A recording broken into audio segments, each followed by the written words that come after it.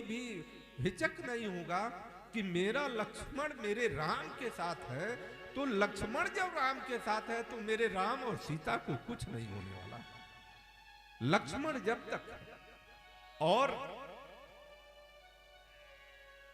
लक्ष्मण के रहते मेरे राम की देखभाल किसी भी प्रकार की कोई कमी नहीं। और ये कहते कहते उनके गले रुध गए और तड़पते हुए गिर गए, हाय हाय करने लगे। हर गुनंदन प्राण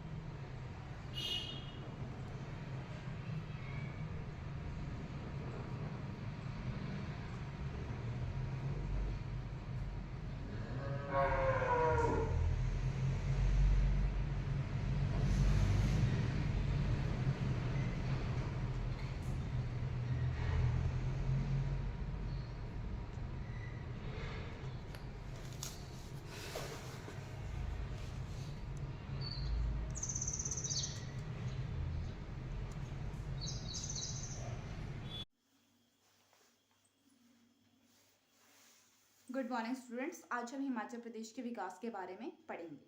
तो हिमाचल, आपने सुना है कि हिमाचल को देवभूमि कहते हैं, बर्फ से लदा प्रांत भी कहते हैं। तो कॉन्स्टिट्यूशनल हिस्ट्री ऑफ एचपी, संवैधानिक इतिहास हमारे हिमाचल प्रदेश का, आज हम ये पढ़ेंगे। HP came into being as a centrally chief commissioner province, जिसे हिंदी में बोलते हैं प्रशासित चीफ कमिश्नर प्रांत। कब बना? ये बना 15 अप्रैल 1948 को। तो हम बोलते हैं हिमाचल प्रदेश के विकास के प्रकार। द प्र से आपने याद रखना है प्रशासित चीफ कमिश्नर प्रांत, और इसका पहला जो टाइप है वो प्रशासित चीफ कमिश्नर प्रांत है, वो बना 15 अप्रैल 1948 को। तो हमारे हिमाचल प्रदेश में 26 शिमला हिल स्टेट थी उस टाइम, और 4 पंजाब हिल स्टेट थे, इज इक्वल टू 30, यानी कि 30 हमारी erst while British state, that means तत्कालीन रियासतें थी। तो आज तो हमारे हिमाचल प्रदेश की राजधानी जो है वो शिमला है, लेकिन उस वक्त में हिमाचल प्रदेश का हेडक्वार्टर यानी कि मुख्यालय जो था वो शिमला में ही था, वो था historic building of British India foreign office at Shimla. और हम पढ़ते हैं कि हिमाचल प्रदेश में कई तरह के गर्म पानी के चश्मे हैं, कई ठंडे पानी के चश्मे हैं। तो चश्मे से आपने याद रखना है चश्मा, यहाँ चश्मा नहीं चलेगा, यहाँ चलेगा चश्मा। चश्मा में ये ट्रिक है, ओके। तो उससे हमारे 4 डिस्ट्रिक्ट थे। तो च से चंबा, स से सिरमौर, म से मंडी, और आ की मात्रा से आपने महासू आपने याद रखना है। तो उस टाइम, आज तो हमारा एरिया 55,673 है, लेकिन ये एरिया कैसे बना ये हम इस चीज में जानेंगे। तो एरिया जो हमारा पहले था वो था 27,108। तो उस टाइम हमारा जो एरिया था वो था 27,108 स्क्वायर किलोमीटर। और आज हमारी पॉपुलेशन जो थी बहुत ज़्यादा है, लेकिन उस टाइम हमारी पॉपुलेशन जो थी 9,35,000 तक की थी, ओके। और बात करें तो उस टाइम ना सीएम की पोस्ट थी, ना डिप्टी सीएम था, ना ही गवर्नर था, ओके। तो उस टाइम हमारा थे फर्स्ट चीफ कमिश्नर प्रोविंस बना। तो चीफ कमिश्नर यहाँ पे रूल क्या करते थे? तो रूलर क्या करते थे, रूलर यानी कि शासक होते थे। तो फर्स्ट चीफ कमिश्नर जो थे हमारे एनसी मेहता, वाइस जो थे वो थे ईपी मून। अब ये 2 पद अकेले काम नहीं करेंगे, इन 2 पर्सन जो थे इनके लिए एक सलाहकारी परिषद बिठाई गई, जिसे हम बोलते हैं advisory council consist of 9 members, okay. यानी कि सलाहकार परिषद, जो भी कोई डिसीजन होगा वो सलाह मशवरा से ही होगा, तो इसलिए सलाहकारी परिषद बिठाई गई जिसमें 9 मेंबर थे। तो 3 मेंबर रिप्रेजेंट करते थे तत्कालीन रियासतों को, जैसे यहाँ पे लिखा है represent erstwhile state, princely state, okay. तत्कालीन देशी रियासतों को रिप्रेजेंट करते थे, और 6 मेंबर जो थे वो पब्लिक रिप्रेजेंटेटिव थे, यानी कि सार्वजनिक प्रतिनिधित्व को रिप्रेजेंट करते थे। फिर सितंबर 1951 में इंडियन गवर्नमेंट ने एक एक्ट पारित किया सेक्शन 3 के अंडर, और सेक्शन 3 के अंडर एक्ट पारित किया जिसमें सभी राज्यों को पार्टसी स्टेट बनाया गया। तो उसमें हिमाचल प्रदेश भी एक स्टेट था। तो HP designed as a part C state in September 1951, okay. और धारा पूछी जाए तो धारा हमारी सेक्शन 3 आपने याद रखना है। तो सेक्शन 3 के अंतर्गत 1951 में हमारा हिमाचल प्रदेश जो था वो पार्टसी स्टेट बना। अब यहाँ पे है ऑन मार्च 1952। अब 1952 में जब ये पार्टसी स्टेट बन गया तो चीफ कमिश्नर वाली जो पोस्ट थी वो हटा दिया गया। चीफ कमिश्नर का टैग जो था वो यहाँ पे खत्म हो गया अपने हाथ में। तो यहाँ पे चीफ कमिश्नर का टैग जो नीचे जो था, यहाँ पे ये रूल जो है वो नहीं चलेगा, ओके। तो यहाँ पे चीफ कमिश्नर नहीं होंगे। अब यहाँ पे बन गए दूसरे, यहाँ पे लेफ्टिनेंट गवर्नर की पोस्ट अपॉइंट कर दी गई, जिसमें फर्स्ट लेफ्टिनेंट गवर्नर हमारे बने मेजर हिम्मत सिंह, ओके। और फर्स्ट जनरल इलेक्शन भी हमारे एचपी में नवंबर 1951 में हुए। लेकिन आज तो हिमाचल प्रदेश में 68 सीट्स है, लेकिन जब उस टाइम 51 में जब इलेक्शन हुए थे एज अ पार्टसी स्टेट के तौर पे, तो हमारे यहाँ पे 36 मेंबर्स थे। पूरी एचपी विधानसभा में 36 मेंबर थे, और कांग्रेस ने उस टाइम भी कांग्रेस ने जीत हासिल की थी 24 सीट्स विद मेजॉरिटी, ओके। बहुमत वाली पार्टी बनी थी कांग्रेस। और कांग्रेस से जो हमारा सीएम अपॉइंट हुए थे वो थे वाई एस परमार, जो कि सिरमौर से बिलोंग करते थे। वाई एस परमार जी बिलोंग करते थे सिरमौर से, ओके। और सिरमौर आपने पढ़ा है, ऊपर हमारे इसमें है। तो वाई एस परमार जी सिरमौर से बिलोंग करते थे, और सिरमौर को शिरमौर्य बोलते हैं, ये भी आपने याद रखना है।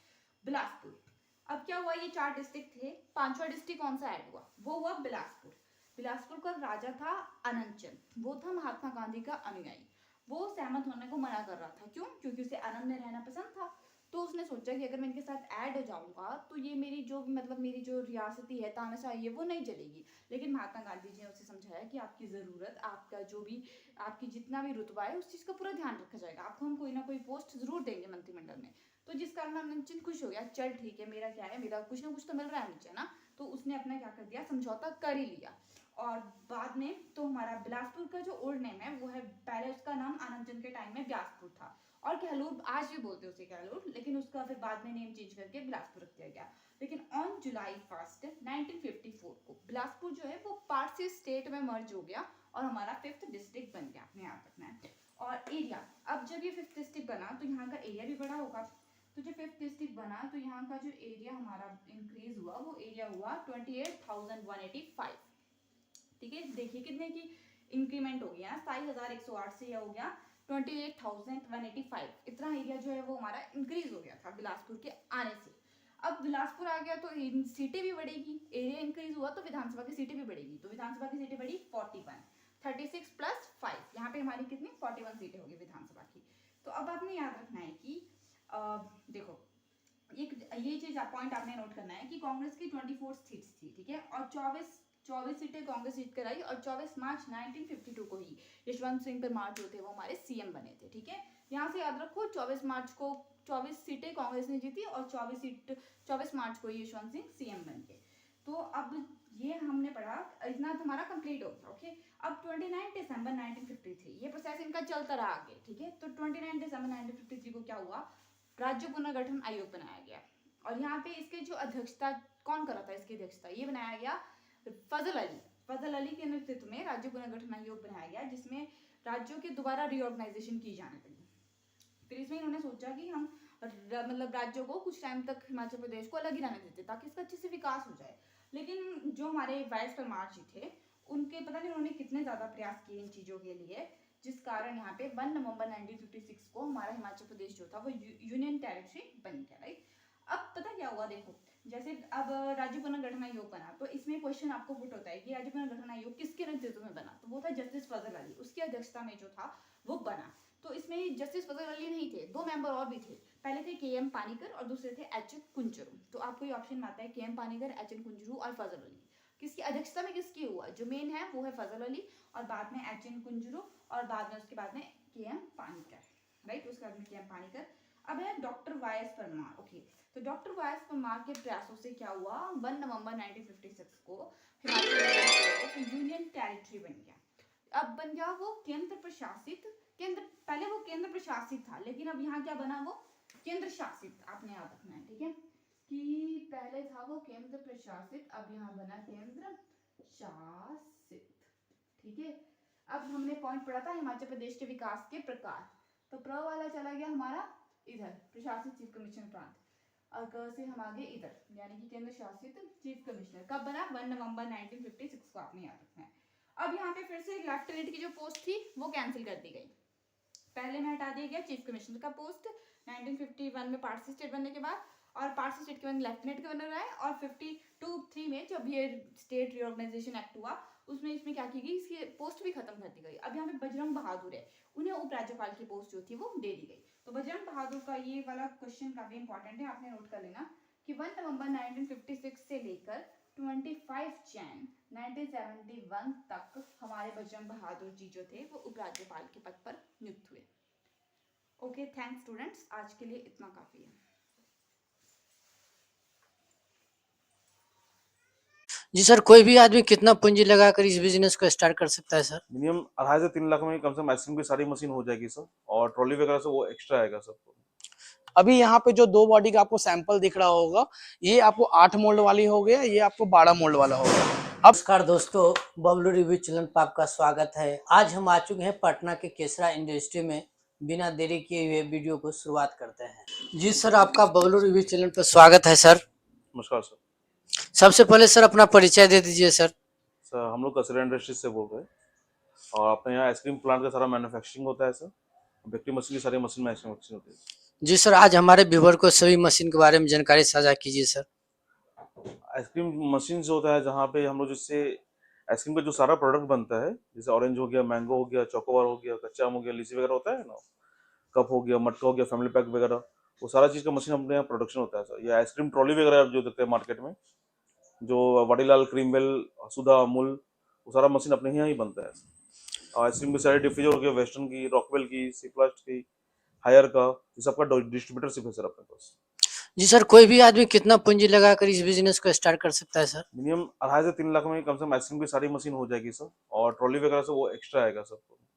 जी सर, इसमें कितना स्टाफ और कितना जगह की आवश्यकता पड़ सकता है सर? कम से कम 600 स्क्वायर फीट में सर आपका मशीन स्टार्ट हो जाएगा। यानी घरेलू बिजली कनेक्शन चाहिए या कमर्शियल सर? कॉमर्शियल से होगा, कमर्शियल सर। मिनिमम 3 किलोवाट का लोड लेना पड़ेगा। इसका प्रोडक्शन कैपेसिटी कितना रहेगा सर?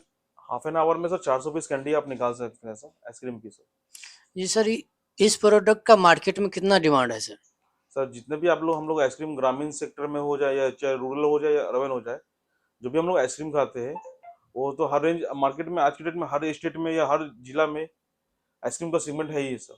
और ऐसा आइसक्रीम ऐसा प्रोडक्ट है जो बहुत बड़ी लघु उद्योग में गिनती आती है सर। जी सर, कोई तो प्रोडक्ट तैयार कर लेगा, उसको मार्केट में सेल कैसे करेगा सर? तो सेल करने के लिए आप आइसक्रीम ऐसा है, आप नाश्ते की दुकान पे, होटल में, हॉस्पिटल में या किराना दुकान पे, सिंगार दुकान पे, सारी जगह आइसक्रीम मिलता है सर। सारे दुकान पे आप जाके वहाँ पे अपना सेगमेंट प्रोवाइड कर सकते हैं।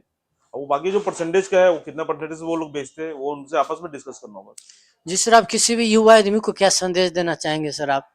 सर मैं तो यही बोलूंगा कि अपना ये यदि वो लघु उद्योग किसी प्रोडक्ट का खोलते हैं तो बिहार में ऐसे भी हम लोग यहाँ फैक्ट्री का बहुत कमी है, जो यहाँ से लोग बाहर लोग जाते हैं, विजिट करते, काम करते हैं। तो वो अपने जिले में यदि कोई रोजगार उत्पन्न कर लेंगे तो अपने रोजगार से 10 लोगों को रोजगार दे सकते हैं। जिससे क्या होगा, जो जो यहाँ से जो पलायन कर रहे हैं, जो लोग हमारे यहाँ से बिहार से जो सहरसा हो गया, मधुबनी का साइड के जो वेंडर लोग हो गए, तो अपने यहाँ ही रोजगार उपलब्ध उनको हो जाएगा, तो फिर वो बाहर क्यों जाएंगे कमाने के लिए। जी सर। जब उनके सेक्टर में या उनके गांव में ही रोजगार उत्पन्न हो जाए, या एक फैक्ट्री हम लोग ओपन करते हैं आइसक्रीम का, एक फैक्ट्री से कम 10 से 15 लोगों को रोजगार दे सकते हैं। तो ये आदमी आपसे जुड़कर इस बिजनेस को कैसे स्टार्ट कर सकता है सर? हमारे फैक्ट्री पे विजिट करेंगे, मैं उनको सारा प्रोडक्शन दिखा दूंगा कि कैसे कैसे मशीन बनता है, और हमारा लड़का जाके वहाँ मशीन स्टेबल कर देगा, चालू कर देगा, उनको प्रोडक्शन करना दिखा देगा। यदि उनको चाहिए कोई स्टाफ कि आइसक्रीम बनाना सिखा दे, उसको बनाने के लिए भी मैं लड़का अवेलेबल करवा दूंगा सबको। जी सर, अपना एड्रेस बता दीजिए सर। पटना 0 माइल, मेहंदीगंज, पटना। तो आज हम आप सभी को लेकर चल रहे हैं कसेरा इंडस्ट्रीज के आइसक्रीम लॉली टैंक का सैंपल दिखाने के लिए। तो जैसा कि आप देख सकते हैं, हम लोग जो आइसक्रीम लॉली टैंक प्रोवाइड करते हैं वो 2 बॉडी में प्रोवाइड करते हैं। एक एसएस बॉडी जो स्टेनलेस स्टील होता है, एंड द सेकंड वन वो फाइबर लॉली टैंक होता है। फाइबर लॉली टैंक जो होता है वो हमारे यहाँ ऑर्डर पे आपको दिया जाता है। एसएस बॉडी हमारे पास एनी टाइम रेडी रहता है, जैसा कि आप देख सकते हैं। अभी यहाँ पे जो 2 बॉडी का आपको सैंपल दिख रहा होगा, ये आपको 8 मोल्ड वाली हो गया, ये आपको 12 मोल्ड वाला हो गया। अब इसमें बॉडी की मैं बात करूं तो ये जो बॉडी आप देख रहे हैं, हेवी ड्यूटी में आपको ये बॉडी मिलता है। ये आपको 304 स्टील जिंदाल का शीट्स में आपको मिल जाता है, और ये पफिंग किया रहता है, हेवी प्रेशराइज इसको पफिंग किया जाता है। जो लीकेज का डर रहता है अदर लोग के बॉडी में, वो हमारे बॉडी में आपको नहीं मिलेगा। जो कॉइलिंग की बात देख रहे हैं, इसमें आपको 4/8 की कॉइलिंग मिल जाती है। इसमें 500 से 550 फीट तक की कॉइलिंग मिल जाती है आपको। 4 टन का कंप्रेसर आपको इसमें लगा हुआ है, जैसा कि आप देख सकते हैं। इसमें इमर्शन का KCM 475 आपको कंप्रेसर लगा रहता है। आपको सिग्मा के कंडेंसर मिल जाती हैं, सिग्मा के एक्सेल फैन मिल जाते हैं, आपको सिग्मा का ही एक्यूमुलेटर या डैनफोर्स का एक्यूमुलेटर मिल जाता है। ये आपको सिंगल फेज में सारी मशीन हम लोग प्रोवाइड करते हैं। जो इलेक्ट्रिसिटी बिल भी होता है वो आपको बहुत ही नॉमिनल आएगा हमारे यहाँ से मशीन लेने पे। आपको इसमें आपको जो मैं एक चीज आपको दिखाना चाहूंगा, आप इधर आके देख सकते हैं। अगर स्विच भी हमारे यहाँ देखेंगे तो आपको हैवल्स का लग रहेगा या एंकर का लग रहेगा।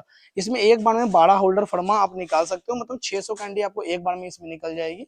माल जो निकालेगा मात्र 20 मिनट में आपको ये माल निकाल के दे देगा 600 कैंडी का। आप इसमें हर तरह के कैंडी आप इसमें जमा सकते हो, ठीक है। तो ये जो फर्स्ट मशीन हो गई आइसक्रीम के लिए, आपको जो सेकंड मशीन चाहिए होती है वो हो गई आपको आइसक्रीम एयर चर्नर। जैसा कि आप देख सकते हैं, ये हो गया आपको आइसक्रीम एयर चर्नर। इसमें क्या है, इसका काम जितने भी हम लोग दूध वाली प्रोडक्ट देखते हैं, क्रीम वाली प्रोडक्ट देखते हैं, जैसे आपको हो गया सॉफ्टी कप हो गया, मटका हो गया, कुल्फी हो गया, कोर्नेटो हो गया, फैमिली पैक जो शादी विवाह में ऑर्डर लिया जाता है, चोको कैंडी हो गया, डबल फ्लेवर कोई भी हो गया, वो सारे आप इससे आप बना सकते हो। ये भी हम आपको सिंगल फेज में देते हैं, फुली एसएस बॉडी में आपको देते हैं। मशीन आपको साल भर कुछ भी मशीन में होगा, हमारे साथ से आपको फ्री ऑफ कॉस्ट इसकी सर्विसिंग मिलती है, एक्सेप्ट गैस। बाकी आप सामने देख सकते हैं, आपको हमारे कसेरा इंडस्ट्रीज में सारे आइसक्रीम से रिलेटेड सारे machine A to Z machine आपको यहाँ पे उचित दाम पे आपको प्रोवाइड किए जाते हैं।